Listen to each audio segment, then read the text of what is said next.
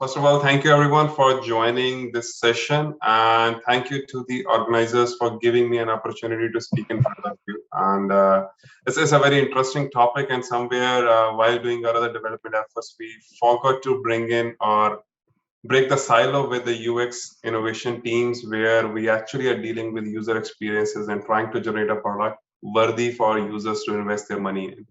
So I'll be talking about UX culture and how can we improve our product innovations through design sprints, and what is design sprint. We'll be covering that. But before that, a bit of introduction about me. My name is Girish Khular, and it's been more than 14 years now. I've been into IT industry, been into development, been into project management, Scrum Master, and now I'm coach and RTE, working in Canada with Questrade. And before we take a deep dive into the whole UX culture, we will be covering today as an agenda the understanding of user expectations, because that's a big burden that every product lives with. So how can we understand that better?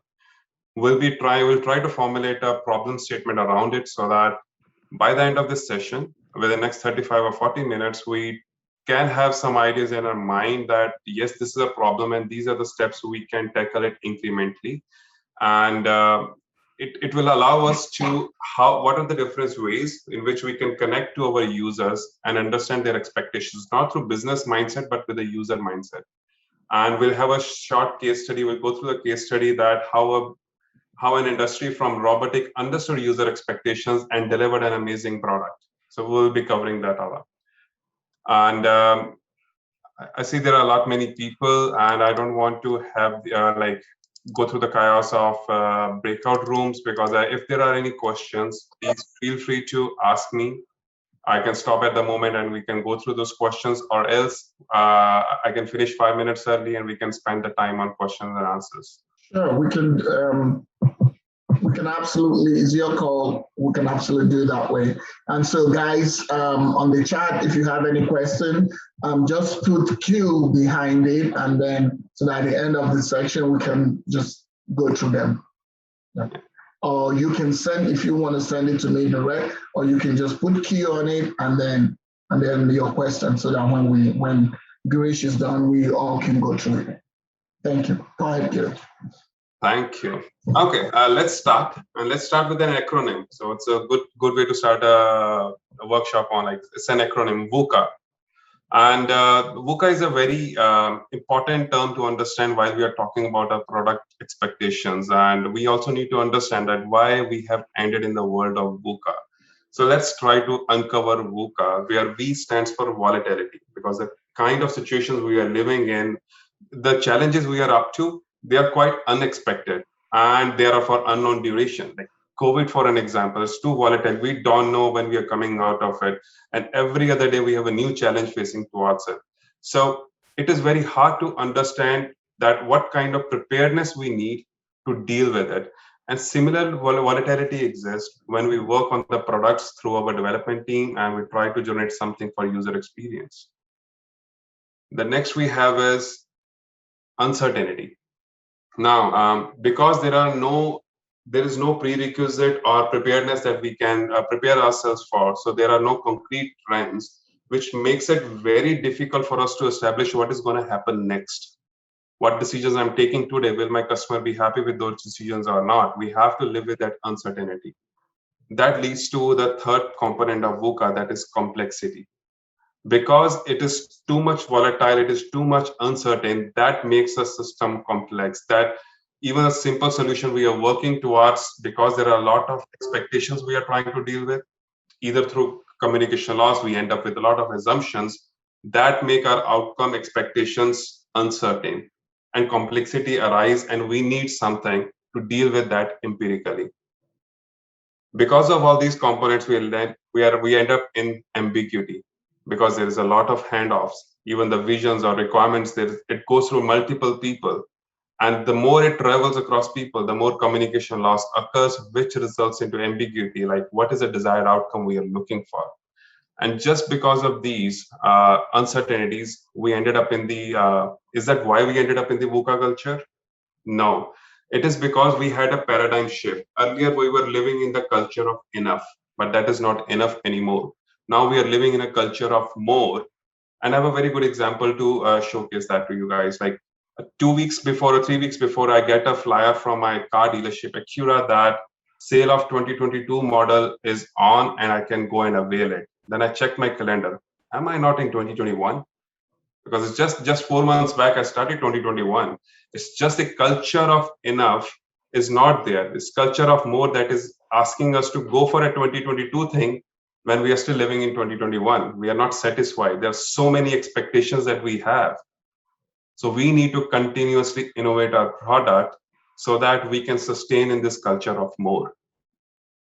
So that's how we end up in the volatile world of VUCA. And that takes us to the $1,000,000 question that we'll try to cover through this whole presentation, that should we invest first and then wait for our users to validate our assumption and tell us that, yes, we have invested $1,000,000 into the right solution? Or is there a way we can validate assumptions first with our users and then invest millions of dollars into the solution? It's all about understanding user expectations. Now, user expectations, it's a heavy word, because many times while developing our products, we assume that it will meet user expectation, or if we are lucky, it will supersede user expectations. And it won't be wrong to say that once we have met or superseded user expectations, that is the biggest measure of the success for our product.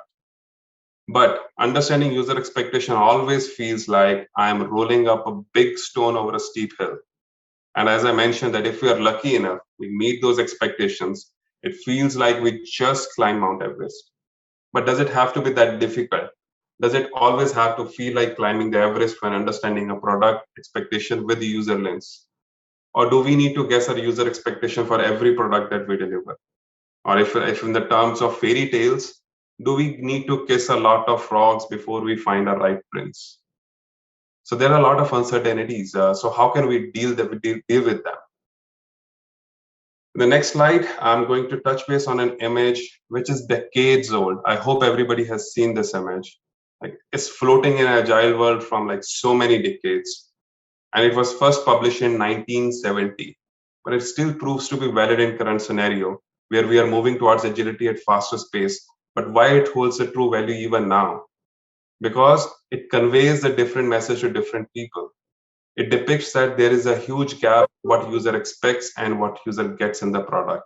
It may be user just wanted a tire hanging out of a branch, but while communicating, he thought that I needed something to sit on the 3-layer thing to sit on the branch.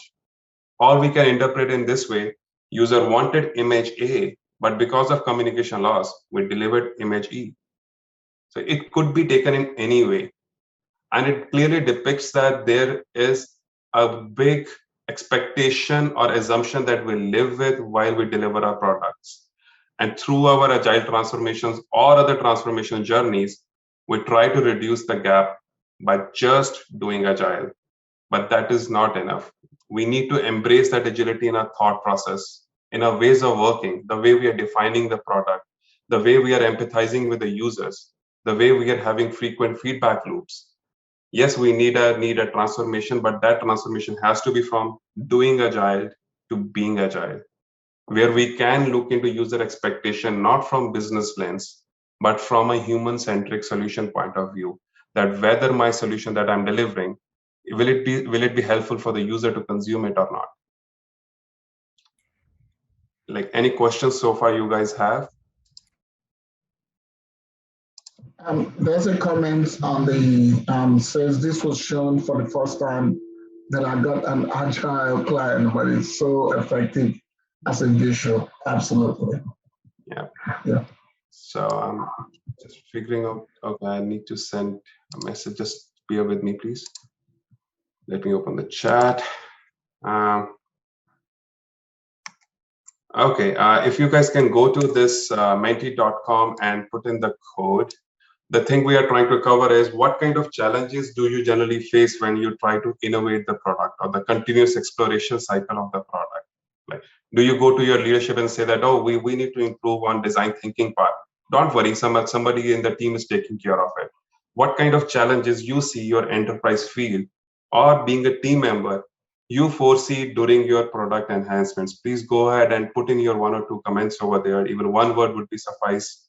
That what are the problems that you're dealing with in day-to-day life, and can we relate those problems with a solution that design sprints provide us. Let's take a minute for that, and I hope everybody's putting in their comments. I think I have the results. Let me share it with everyone. See anything? Were you guys able to put in the details? I think people might have missed the question. What the question was, what kind of challenges did you get when you try to innovate to when you speak to your leadership about innovation? Right. Yeah, sometimes you get that code silence. Yeah, no worries. But again, if you guys want to talk about it, if you want somebody want to present your challenge in front of everyone, please come forward and let us know like what is the biggest challenge that you face. We can take away through that. Yeah, people can put it on the chat too if they meant to meet up. Yeah. Problem. Yeah, just put it on the chat. Close the Mentimeter. We can talk over the chat as well. That's the right platform. I think a lot of the time, Gracia, it comes to funding, right? Yeah. Where they already have a budget for what they want to work on. But then it depends on the time of the year. So some part of the year you have, oh, we don't have funds. And some part of the year it will be like, oh, we have excess, we better do something or else we'll lose it. So when it comes to we better do something with the money or else we'll lose it, then they do any sort of, project. So they come up with all these ideas that wouldn't even fly, but they want to use the fund. So that turns out to be a misplaced priority or not doing adding value or anything that ties to the goal. Yeah. Amazing description, Cami. And that actually what happens once we get the funding. Okay, we have the funding. Let's just use it without thinking whether it is being used for the right purpose or not. And then we get to blame that agility is not working for us. Well, yeah, we need to go back to our previous ways of working. Yeah. But it's a fun thing that I was currently working with my team, and they said that yes, we are working on Kanban. Okay, I said, okay, tell me one principle of Kanban that you're working on. And there was pin drop silence. Like nobody could come up with anything. That was a new team. I was new to that team. And then they said, no, we are working on our own version of Kanban. I think, okay, what's the principle of that? Again, that there was a pin drop silence. And I had to tell them, like, if we don't ask these questions, 2 years down the lane, you will say that anything in Agile is not working for you because you're following them blindly. So that is that takes us to the very amazing story that I have. It is from the amazing book of Adam Grant, the originals. And it's a story about a technology piece that was supposed to turn the product innovation to some new levels. And at the turn of the century, there was one innovation that took Silicon Valley by storm. And Steve Jobs called it that it is the most amazing piece of technology. And he wanted to invest money in it. But the inventor said that I don't want any investors. And Steve Jobs did something out of his character. He said that, okay, I'm going to coach you how to build this product, amazing product, how to market it free of cost. And even Jeff Bezos said that this product is going to touch billion sales like within months. And even very good projectors of the market industry, they said that this product will not have any problem while selling it. Like they were all praised for this product. But what happened 6 years later, the product had only sold 30,000 units. They had the money, they had a product in mind. Everybody was so happy to see it, but only 30,000 units sold in 6 months. And after a decade, the company was not at all profitable. And Time magazine called it one of the 10 biggest flops of the decade. And that product was Segway, the self-balancing personal transporter. They had the money, they had the right people supporting them, but they lacked one thing. They didn't think that whether this product will solve the problem that customer is facing through. They came up with a product with a business idea in mind. They forgot that they have to connect with the user for that product. They were like Cami said that, yes, we have the money, let's go do whatever we want to do. And that's what actually happened. They had the money, they did whatever they wanted to do, and they failed terribly. Like this product is now only active in the niche market areas or for the tourist attractions. Nobody else uses it. And it gives us a very important understanding that in order to be better at validating our ideas, we need to gather feedback from users and understand their problem. So we can't go blindly, okay, I have the money, let's build up a solution and then try whether the user will like it or not. Those are old days. We need to learn how to empathize with the users to enhance their experience. Yeah, it's great. That is where user experience is very important. That this what you do UX, right? Because it used to be that you just build a website or you build a product or you build a service, and you don't factor in how the user would use that particular service or product, right? There are just some people sitting in a corner of their offices and thinking for that user. Now it is a case of you go out there and actually get to meet them. Right. And because now we are so much, again, VUCA word comes into picture because for the same expectation, there are millions of products in the market. So that adds more complexity. What should I do extra? How can I more connect with the user? That gives us more tougher challenge to come out with a better solution for the users. So we need to learn, like, we need to empathize with the users, and empathy is totally different from sympathy. Like I can sympathize with someone who is in pain, but I cannot gain their trust. I cannot understand their pain. But empathy is feeling through their lens what they're going through. It's a very good video. I'll try to run video for 2 or 3 seconds first to see if everyone is getting the sound of it. Was everyone able to hear the sound? Yes. Great. Let's enjoy it. It's a 2.5 minute video. You will love this one.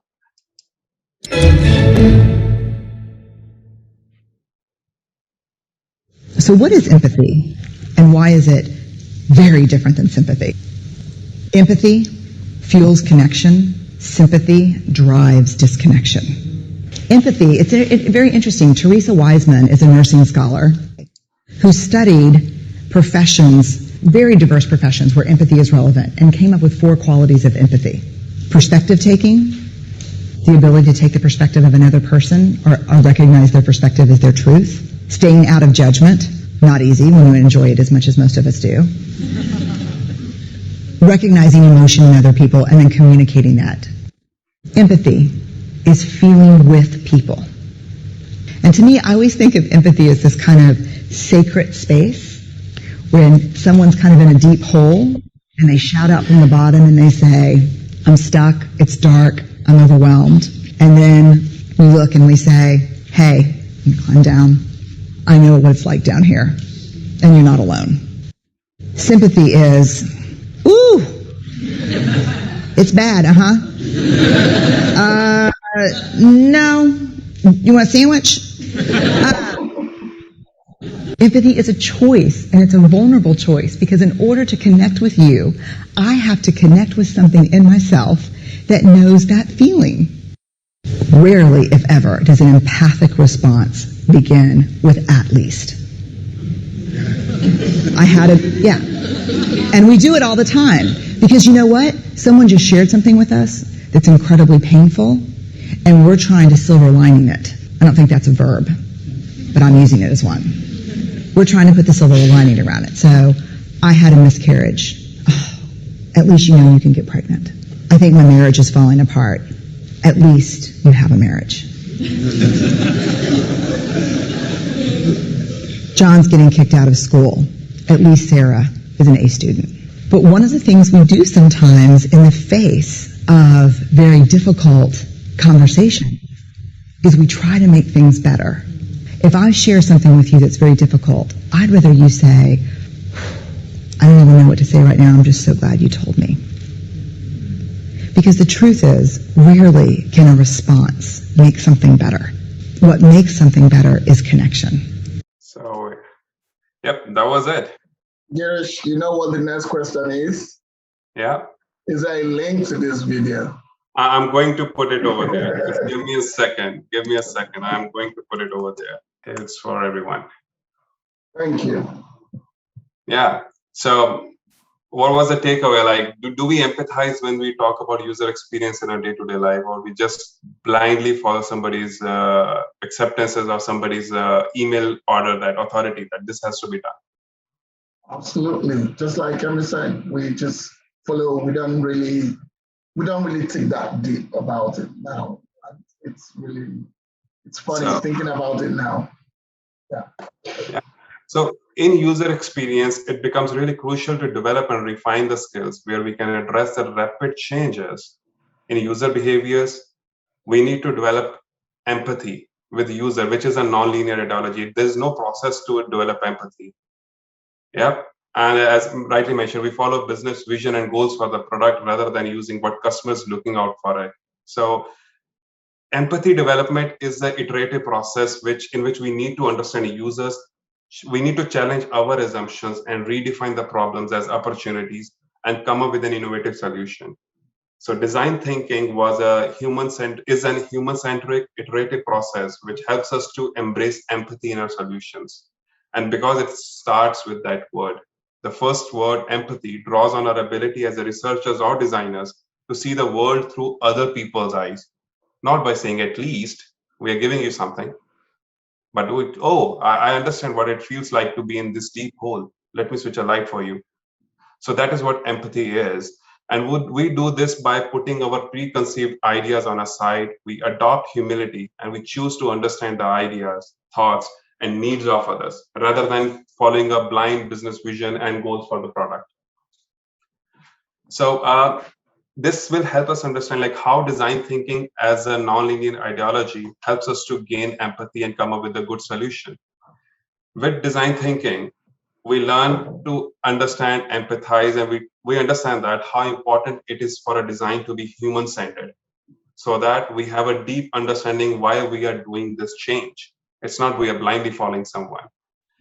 And it because now we understand the empathy and user problem, it clearly allows us to articulate the problem, which can act as a foundation to solve the problem that we are trying to work for a customer.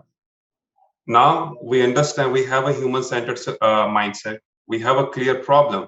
I think it's very easy to come up with an innovative ideas because we are encouraging everyone because we have empathy as a first goal. Please come up with the ideas. Let's have the clash of ideas because once we have conflicts, only then the best innovative ideas will emerge. And then we don't create a new product to validate our ideas. We just create a prototype that so that we can make user go through the experience of our product rather than telling a story about yes that this is what we are about to come up with. So we need to prototype it and present that prototype to our customers or users so that we can get their feedback immediately. Whether the solution I'm about to invest in, will it gain the product, the required outcome we are looking for or not? We are challenging our assumptions with this. So all these 5 steps are part of design thinking ideology. But now where design sprints fit in, because design thinking and design sprints why it's on the same slide now, we need to take a pause and let's transition how we can empathize with the users now in a time specific frame, because sprints are always of a particular cadence. Design thinking is an ideology like agile is an ideology, but can I implement agile in one go by following one unit? No, I have to use mix and match of multiple frameworks or methodologies to ensure that the culture, the environment, the team, the product I'm working on are agile. So similarly, understanding an ideology is like having all the ingredients that will help us to make the best dish in the world. And design thinking is that. But can we just make the best dish by having all ingredients in front of us? I can't. I'm a terrible cook. But if you guys are lucky, you may be. But we need to understand in what quantity and what time we need to select the ingredients from the design thinking bucket. At what time I need to use empathy and how much amount we need to use empathy. At what time we need to start ideating or start prototyping. We need these details in front of us so that we can come up with the best possible design within a specific time frame. That is what the distinction is between the framework of design thinking as an ideology and design sprint as an outcome of taking the best ingredients from design thinking framework and implementing in a time frame manner. Like, is the concept clear? Like, well, how design sprint is different from design thinking? It will help us to move ahead. No news is always a good news. So let's continue with it. So the inspiration of this talk came from another book, Jake Knapp, who is innovator and author of book Design Sprints. Jake invented design sprints in 2010 at Google headquarters, and the credit, the concept, and the case study that we go through goes to Jake Knapp and his amazing book. It's book so simple that once you start reading this book, you will just finish it in one go because it's so easy to understand. It's so brilliantly explained, every single concept with the good stories around it. You'll find that even the nutrition bar companies are using design sprints to innovate their products. Like what kind of wrapper we need for our bars, they're coming up with that, and we are just developing a software. We can come up with better options now by just following this framework. Moving ahead, we need to understand whatever approach we are using in this VUCA world, it has to be industry agnostic, and that is what design sprint is as well, because it provides us a solution. And because we are living in a VUCA world, we need a solution which is scientific, which is experimental level. We can validate our hypothesis. It is human centered, in which we can understand the problem of the users we are working for, and it is agile enough that we can get the feedback from users in the short feedback loops with real insights. We don't want to run a retrospective after we have delivered the product. What can we do before initiating the product delivery by getting the feedback from the real-time users? So design sprints fits in the center of this whole process, because we are validating our hypothesis through prototype. We are trying to create a solution with empathy as a first step. So it is human centered, it is creative, and it is agile because we are continuously evolving. We get to test our product hypothesis with users and get their feedback within a week. This is with respect to product, but now why an organization will adopt design sprint? Because everything has to start with the why, and we need to give them their why, because design sprints helps us to validate the desirability of the product that we are working on, so that we do not end up in investing something that user will never approve of. It will allow the organization to validate whether it is feasible to create that product within the current organizational constraints or not, or we are just asking teams to deliver something that as an organization we are not ready for. And it will also tell us, like, yes, whether this product is viable enough to grow the business, or we end up like another segue in the product history. So design sprints fits in this industry agnostic approach with scientific methods, human-centered and creative solutions, and agility at the center of the heart. Now, what happens in design sprints? I've been talking about endlessly about it. It started actually as a 5-day process. Jake Knapp said that, okay, we'll have 5-day process, 1 day for each component of design thinking. But we are impatient. We are in culture of more. We are not in culture of enough. So someone brilliant mind said that we can deliver the whole ask within 4 days. And I know that someone brilliant mind is still working on how can we wrap up these 4 days into 2 days, because we want more. So what design sprint at a 4-day level looks like is that we'll spend the very first, let's say we start a design sprints on Monday, we'll have a stakeholder who owns the rights to make the right decisions for us, that yes, whether it is feasible, can we spend money to make it feasible or not, we need that person in the room, which can also validate the challenges or assumptions we are making that we try to work on. Are they correct as per the current business problem that organization is trying to solve or not? Then we'll request everyone to start producing solutions, because we know the problem statement. This is what we are working on. Can we all, even the introverts of the team, do a silent writing and keep on updating the solutions over there? It will result in quantity of solutions, and definitely that's what we want, because from quantity we'll generate the quality. We are giving chance to even the introverts of the teams to come forward, tell us the solution that is in your mind, and yes, if it is the best one, it will be a reality. So on Tuesdays, on the second day of the design sprint, we'll create a heat map, we'll do the dot voting. Everyone come forward, put on there are 7 steps in each solution, give your votes to each step of each solution, so that it will help us to create the heat map, that the result that we are trying to create, the final solution, will be mixture of all the solutions listed based on different steps at different phases. Can we do that or not? We'll do the feasibility analysis on the second day as well and get the buy-in from the stakeholder. Yes, we should be able to do it once it is reality. And then on the third day, we will create the prototype. We are not building the real product. We'll create the prototype, but we will start preparing to interview the real-time users for our product. Give them Amazon $50 gift card to entice them to come to your interview sessions, or give them anything that, okay, as a gift coupon that they would love, that yes, by investing 30 minutes with this team, I'm also gaining something out of it.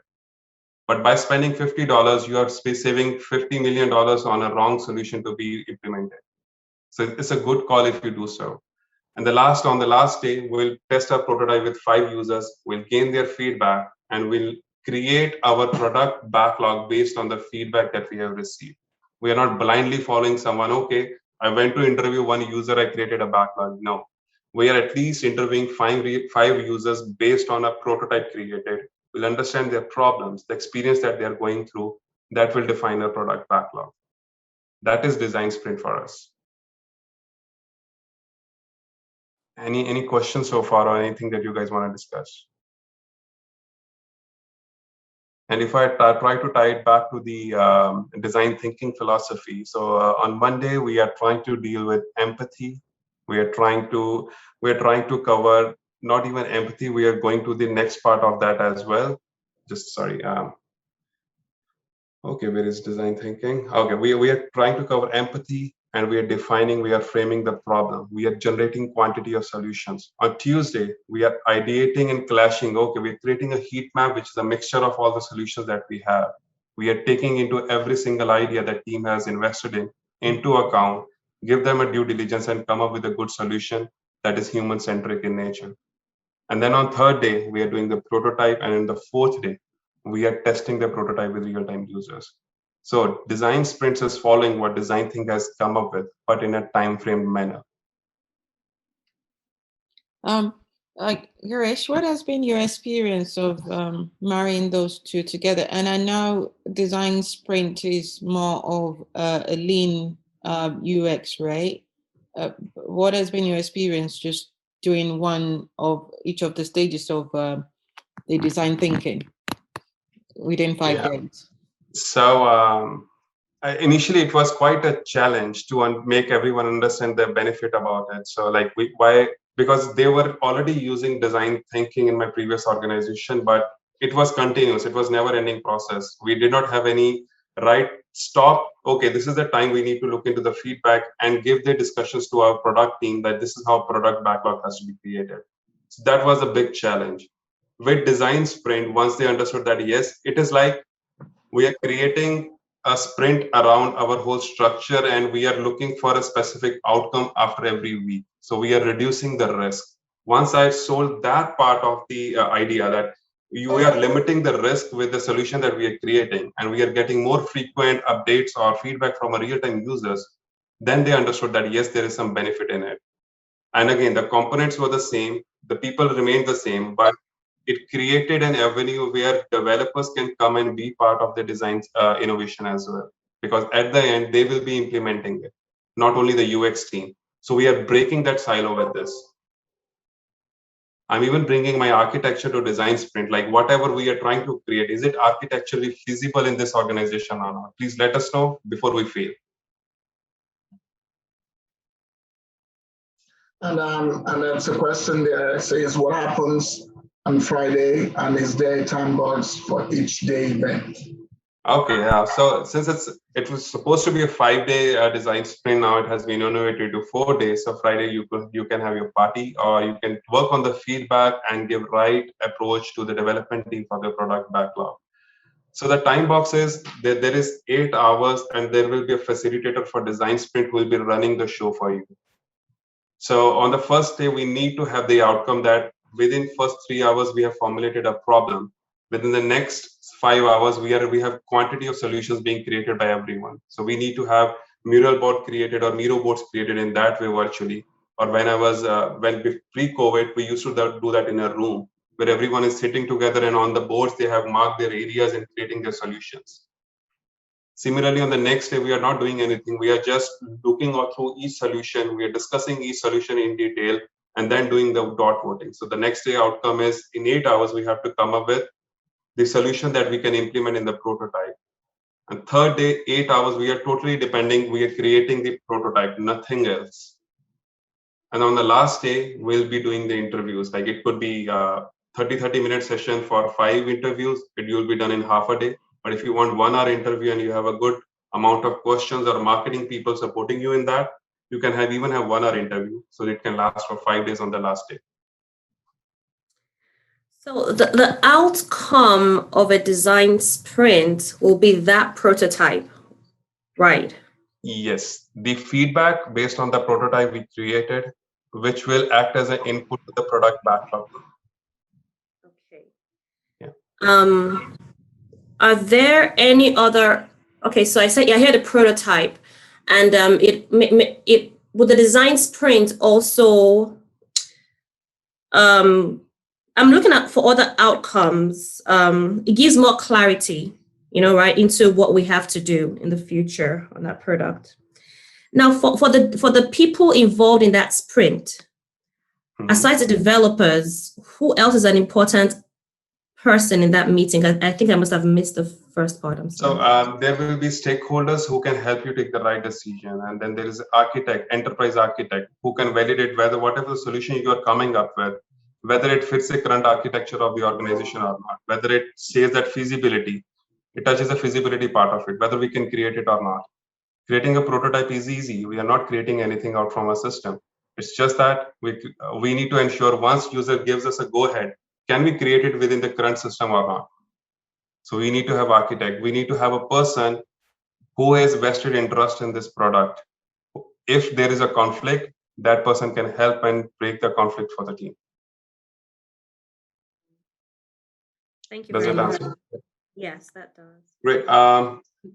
Let's look into a case study of a company called Savioke, and this is a company which wanted to build sophisticated and friendly service robots that can work safely, reliably in human environments. And since creating a robot is $1 million or $1 billion deal, they don't want to invest money into a wrong solution. And they thought that they went to Google, and Google said that, okay, let's do design sprints. That's a new concept we have come up with, and you will be a guinea pig for that. And they did design sprints for Savioke. And what they had the Savioke team in front of them. They had the person who can take the right decision, who can break out the conflicts once it comes to designing anything. So they had a lot of uncertainties around their product, like what could be the behavior of or the personality of the robot. So they said that, okay, let's cover it. So Savioke, during the design sprint, they defined their challenges, and their challenges were like how robo is going to interact with humans, how humans are going to react once robo has some conversations with them, what is going to be the personality of the robot, and what is going to be the behavior of the robot while it crosses path with humans on a pathway in a hotel. These are the answers they can never get on while by just having a solution discussed with anyone. So they wanted a real-time scenario to replicate all these things before investing millions of dollars into creating a robot. So what they did is they said that we are going to cover our challenges into opportunities, and design sprints comes up with a very 3 important terms that if we prefix it in front of challenge, it can convert into an opportunity. And those 3 words are how might we? How might we validate guest reaction? Once we put it that as an opportunity, every people in the design sprint room will start thinking, okay, this is a problem. Let's come up with multiple solutions. And like last year, because of COVID, I was eating a lot. I gained a lot of weight. But then I thought that how might I reduce my weight? I came up with 20 different suggestions, and it's working well for me. I just converted my challenge into an opportunity. So similarly, what Savioke did for every challenge, they converted into opportunity by using these 3 magical words, how might we? And again, like, because they were into day 1 of their design sprints, they were they had their goal in mind. We have to create quantity of solutions, not quality rise as of now. So they have identified their customers. They had identified the customer journey that a robo will go through in a hotel. They have identified their problems as well, and they were ready to develop the solutions. Now, because it was all about quantity of solutions, within a single day, Savio created 23 unique solutions to their existing problems. 23 within a single day, within 8 hours of work. which may require another 23 weeks in a real-time scenario. So that's what time boxing helped them, and just creating quantities helped them to come up with a better solution. Now that they had 23 different solutions, they needed to fixate on one that their organization can deliver based on the architecture. So they created a heat map. They came up with one unique solution through liberated decision making, not that loudest voice of the room will rule, or not the highest person opinion will matter. Everybody's opinion will matter, but based on the proper discussion. So they created a robot. They did not create an Eva or Wally. They created a robot through a beat-up laptop, a PlayStation controller, and iPad. They stimulated the behavior of a robot through that. And they sent the robot to serve in a hotel. So on the day 5 to interview a customer, Savio team said that, okay, go ahead and call the help desk guy, service desk guy to come up with some. But the user called to get a new toothbrush. So rather than sending out a person, the hotel guy sent out a beat-up laptop acting as a robot. Robot went into the lift. It was being controlled every single time. Robot said hi to the people in the pathway, and it recorded like what was the reaction of those people. And it knocked on the door. And when the real-time user opened the door, there was a big smile, like, how come a robot is serving me? And that was the first time ever robot was serving someone in a hotel chain. And Saviok team got all the answers they were looking for by just one small demo before even creating a real-time product. And after that, because they had their whole of the feedback in front of them, within 3 weeks, they come up with this amazing piece of machinery that is acting in as a change of new industry within hospitality. Like rather than humans, there are robots serving everyone, and in a friendly and a reliable environment. And their product is a big success now. So they came up to a solution. They came to answer to $1 million question. We don't want to invest first and then validate. Yes, there is a way where we can validate user expectation first and then invest millions of dollars into something like robots and make a big win out of it. Thank you. Any questions? I'm done with my presentation, but if there are any open questions, please let me know. Thank you, Girish. That was awesome. And guys, like you said, after this section, we're gonna go take about 25 minutes break, so you have the time to ask Girish any question that have been bothering you. I think this is something that we all need to talk about. User experience is key to what we do. So. Yeah, I think that was a great presentation, Girish. Thank you, Cami. UX has been something that I am so interested in, but I don't have the time to learn more about it, especially the design thinking. So what would you advise I do if I want to pick it up again? I started with the book, Cami, like Design Sprints, or I started with Lean UX. That's where it started, and new thoughts came in. I started interacting with the people in the community and with my product teams that I'm working with. That actually gave me a big boost. Like, this is an area in Agile, by being a Scrum Master coach, I was not aware of. But by working with product owners, I got to experiment it. I saw the results actually, and how teams also felt that. And we did actually this experiment for one of our module, and our customer satisfaction survey for that module jumped from 2.7 to 4.1. Wow. That was a big win for us. Yeah. So I think there was a practical angle to that. I was able to connect to the product owners who were willing to take 1 week of risk into this. Yeah. Now you got my attention. I have the Lean UX book, which has been gathering dust. I have to pick it up now. Yeah. Thanks. Great. And like, if anybody wants to reach out to me, this is my LinkedIn profile, and I'm up for any discussion even after this presentation. So feel free to connect with me.